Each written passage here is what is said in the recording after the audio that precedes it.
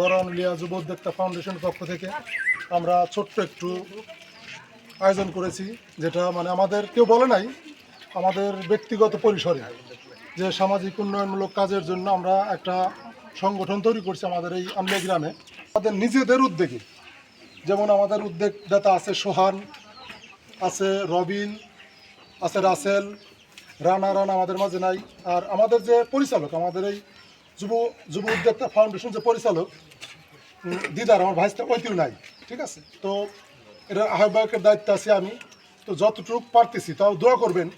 আমি 20টা কম্বল আনছি, তো আমি এটা আনার পরে দেখলাম যে মনে হয় যে আর 20টা কম্বল হইলে মনে হয় ভালো হইতো।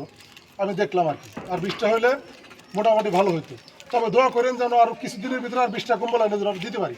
তো আমি খারাপ জিনিস কিনে আনি নাই, ঠিক আছে। মোটামুটি ব্যবহার করা যায়, ব্যবহার উপযোগী সেরকম আমি ভালো কিছু নিয়ে আসছি।